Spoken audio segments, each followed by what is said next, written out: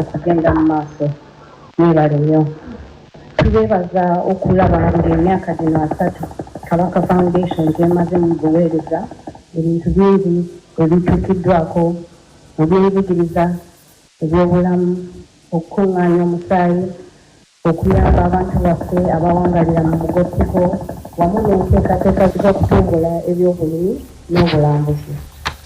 Sebuufu bwange obutasalimbirwamu mbwa alagidde abantu be okwongera okubeera abayiiya mu bye bakola n'okuwagira emirimu egikolebwa ekitongole kino. Njagala nnyo okutwala omukisa guno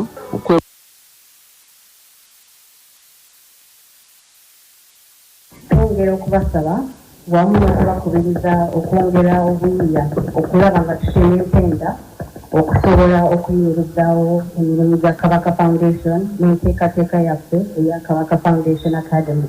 Twebaza buli muntu yenna alina ky'akoze mu myaka gino 3 ega Kabaka Foundation.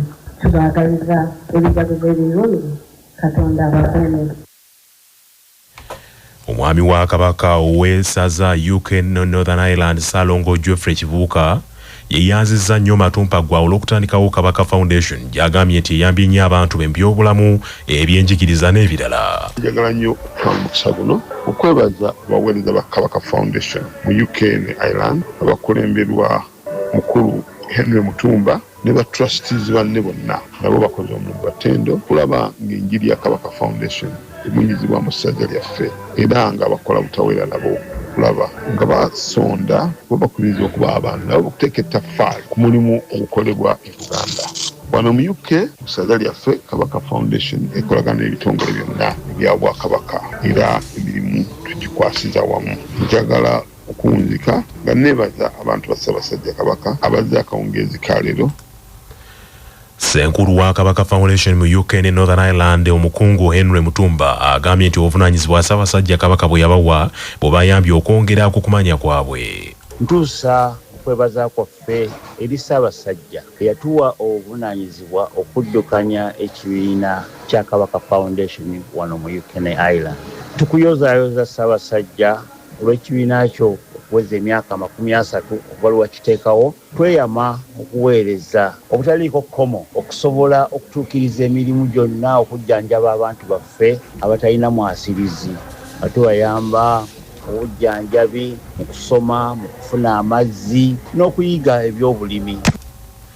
Senkulu wa Kabaka Foundation omukungu Edward Kagwandagala ategeezezza nti balina enteekateeka nnyingi eziruubiriddwamu okukulaakulanya abantu b'Omutanda n'asaba abantu bongere okuzeetegekera. Twagala okwebaza ennyo Ssaabasajja Kabaka olw'okufuna ekirooto n'atandika ekitongole kya Kabaka Foundation kati emyaka 3 emabega. Ekitongole kino ekikoze nnyo okubeera omuntu yenna yeetaaga okubeerwa. Si mu Buganda mwokka ne Uganda yonna okutwalira awamu. Kubanga ensiisira zino ez'ebyobulamu ze mulaba tujjanjaba abantu okuviira ddala Embalala, Kasese, Iganga, Mbale, Bene abantu abo bonna bajja n'abatuusaako obujjanjabi. Mu nteekateeka ey'okugaba omusaayi Kabaka yakuŋŋaanyanga omusaayi naye nga gutaasa obulamu bw'abantu bonna mu Uganda. Ekereziya Katolika mu nsi yonna ekuzizza olunaku lwa Trinity omutuukirivu n'omulanga eri abantu okubeera ab'amazima era abenkanya mu bye bakola. Mubaka Ssaabasumba w'essaza ekkulu ery'e Kampala Kitaffe Paul Semwogerere bw'ati Ssefiika General w'essaza ekkulu ery'e Kampala Muzinnya Dr. Rogers Kabuye Mukasa mu okuza olunaku luno mu Lutikko Lubaga omubadde n'okuza olunaku lw'ekitongole eky'ebyentendereza mu ssaza agambye nti omukkiriza yenna ateekwa buteeka okugoberera ebikolwa by'oyo gw'akkiriza. Persona asooka ye Katonda Paati omuyinza wa buli kantu omutonzi w'eggulu n'ensi. Oyo gwe tuwulidde mu ssomo erisooka ng'ayogerwako nga Omukama Katonda asaasira, atatera kusunguwala, ow'ekisa ennyo, omwesigwa, asonyiwa ensobi zaffe n'ebyonoono byaffe byonna. Kuba Katonda Paatiri musaasizi, era mu busaasizi bw'obwo n'okutwagala kyeyava atusindikira Persona owookubiri, omwana we Yesu Kristu ajje atulokole, atugye mu nsobi zaffe. Nti kyamazima abantu ba mitwe minene. Wabula ate Persona ono owookubiri bwe yali addayo mu ggulu yasuubiza abatume be titagenda kubaleka nga bamulekwa wabula ajja kubasindikira mwoyo mutuukirivu omukubagiza omuwolereza.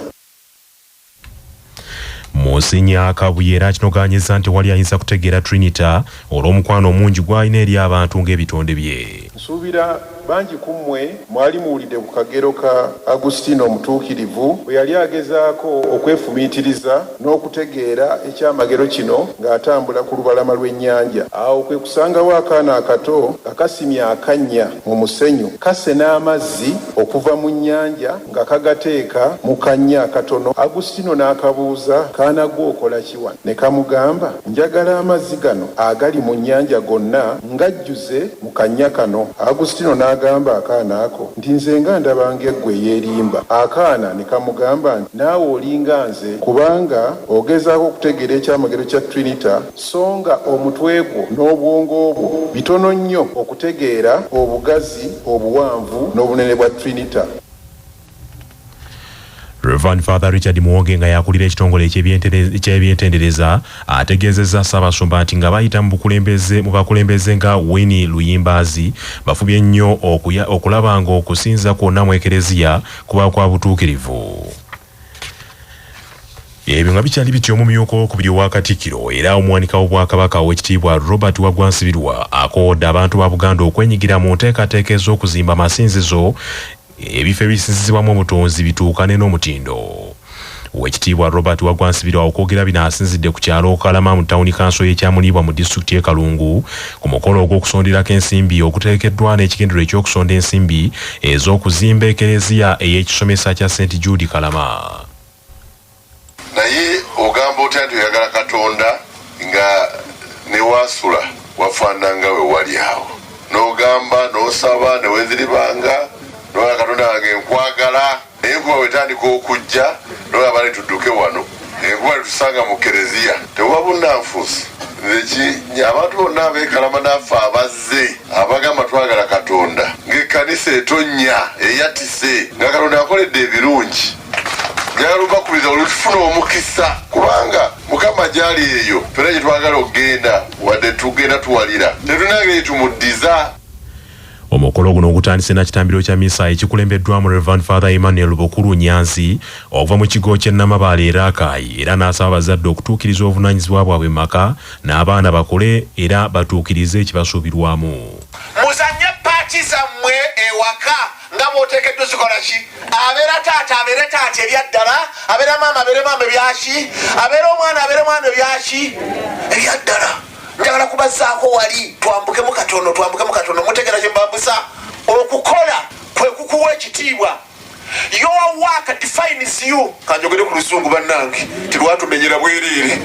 You are defined by what you are doing by your work. Bobera faza ekyo kikudefininga kikyoli era kikusuubirwamu. Emirimu gino gye tukola ekitiibwa kyaffe mwe kikola ki? Mwe kijjira. Bobera toli mukozi ekitiibwa kyo tekijja kuvaayo bulungi. Omubaka wa Kalungu West Joseph Ssengu Gonzaga asinziddeawo n'ajjukiza abazadde okuweerera abaana. Ssebo Katikkiro pandi munnabyabufuzi kiri ekiwa emphasis mu Buganda tuzimbe Council of Elders buli wamu. Oyo mukulu Ben we natuukira omusaba banzikize neesibe ku bubaka bwa Parliament waaliwo omwami Kakoza John Baptist nzwali omumanyi yafa n'avuganya emirundi ebiri nga bamukuba yazimba ekisebe ky'NSSF nenzija ntuuke mu bakulu abo banzikirize kyova olaba buli wempita ndi insulated baseba ne bannyabo muweerera abaana. Ono gye yagenda e Kampala yasuubula kitaawe yamuweerera yasomera kuno bwe yagenda e Kampala n'afuna emikwano gye gijjudde wano kati mugenda tuwa sente zibe ng'ebisubi. Oluvannyuma w'ekitiibwa Robert Waggwa Nsibirwa akulembeddemu okusonda ensimbi ez'okuzimba ekereziya empya y'ekisomesa ekya St. Jude Kalama. Kigundu Joseph akulembeddemu enteekateeka y'okuleeta abagenyi yeebazizza Oweekitiibwa Robert Waggwa Nsibirwa olw'okukkiriza okukulemberamu kaweefube ono. Kati bakadde baffe abali wano buli lunaku nga bamaze okusoma tukuba akasimu tuwulirize oba baafulumye bulungi kubanga toyinza kuba mukakafu. Ebbaati liringa bwe liri ennyanfa cracks mpitirivu so ekereziya eyinza obutakola ekyo tugisuubiramu. So nno ne tukwasagana n'abaana enzaalwa ab'ekitundu kino abali mu Kampala n'abakulembeze abatwala ekereziya eno era ne mukama waffe bwana mukulu Father Kakeeto okulaba ntutandika evvuunike okuzimba ekereziya empya eriisanira omulembe guno. Omukolo guno ogwetabiddwako ebikongo okuva mu Bwakabaka okuli Oweekitiibwa Rita Namyalo Wagwa, omumyuka wa Pokino Haji Siraje Sesaazi, omumyuka wa Ssekiboobo Moses Kiyimba Ssennyonjo, omukungu Mike Kironde, ssentebe w'abatandisi b'amasomero n'abalala bangi.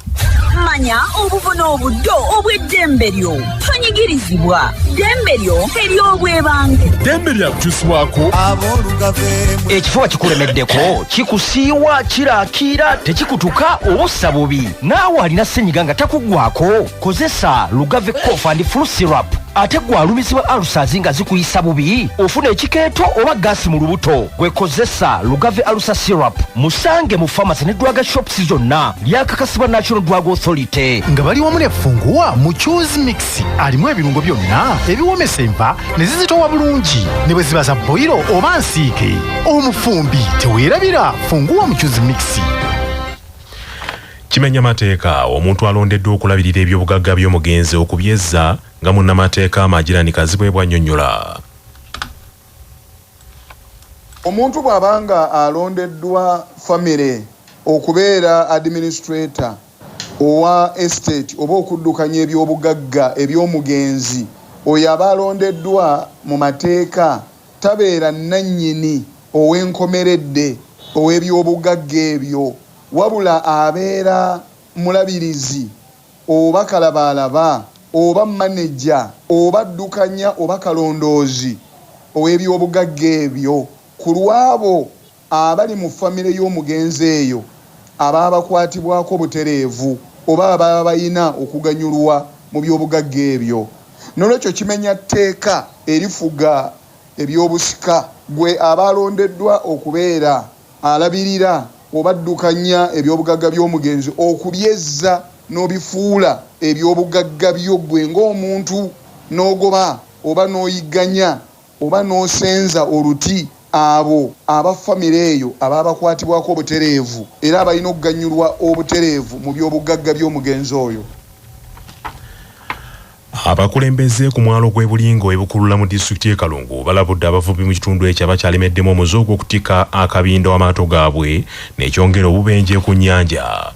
Omusasi waffe Ensubuga Muzaffaluka abituwe. Bano okulabula abavubi bwe bati kiddiridde abatuuze ku mwalo guno ogw'ebulingo okugwamu ekikangabwa muvubi munnaabwe Kiseka Vincent bwe yagudde mu nnyanja n'afiiramu nga kigambibwa nti Kiseka ono okugwa mu nnyanja kyavudde ku lyato lye yabadde akozesa okuvuba okulemererwa olw'empewo ate nga kigambibwa nti yabadde atisse kabindo bw'atyo ono kwe kugwa mu nnyanja n'afiiramu kyokka ye munne gwe yabadde naye mu lyato lino abatuuze basobodde okumutaasa n'asimattuka.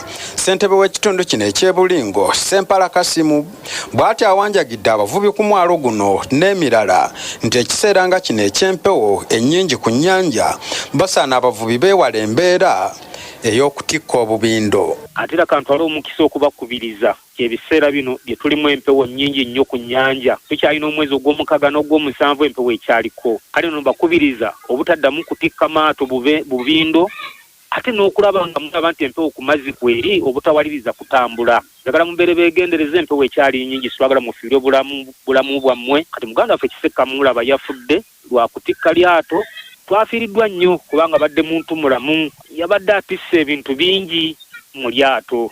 Olw'empewo kati ze tulina eziri ku mazzi zaamulemeredde eryato empewo ne zimusuulamu yabadde agenze kuvuba omu ku babiri bwe yabadde naye bambi yayambiddwa n'awona. Baali baddemu babiri ate nga beetisse ebintu bingi. Babadde balina emmere gye badde batwala ku kizinga. Ku lwa CBS leediyo y'obujjajja Ensubuga Muzaffaalu.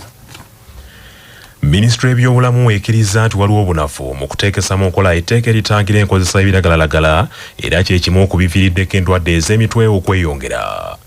Olwaleero Uganda yegasse ku nsi yonna okwefumiitiriza ku bantu abatawanyiziddwa ebiragalalagala naddala mu bavubuka ng'essira lissiddwa nnyo ku kuwanjagira ebitongole ebikwasa amateeka okwongera amaanyi mu bikwekweto mu bantu abamenya amateeka etteeka eryayisibwa. Amyuka Commissioner avunaanyizibwa kulwanyisa ebiragalalagala Ministry y'ebyobulamu Dr. Hafswa Lukwata Ssentongo agambye nti Uganda esoomoozebwa nnyo olw'abantu abakukusa ebiragalalagala n'okubitabiikiriza mu byokunywa ne mu byokulya. Eddagala tuyita synthetics bingi nnyo, bika bingi nnyo, abantu balya amalagala gali badde gakozesebwa abantu abalwadde ba kansa, abantu abalina pain management, ebo bonna eddagala lye tubawa ate bano abalala lye batandise okubbayo nga bakola ki, bakolamu ebyabwe ebiragalalagala.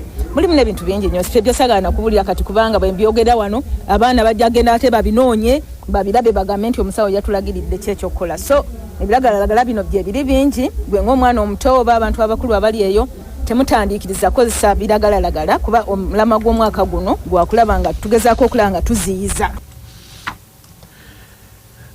Ssenkulu w'ekitongole ekitaba n'okulabirira abaana abakoseddwa ebiragalalagala ekya Uganda Youth Development Link Dr. Rogers Kasidye agambye nti abavubuka bangi naddala mu bitundu ebyomugotteko beenyigidde mu bikolwa ebyokwozesa ebiragalalagala nga balowooza nti biyinza okubafuula abatutumufu.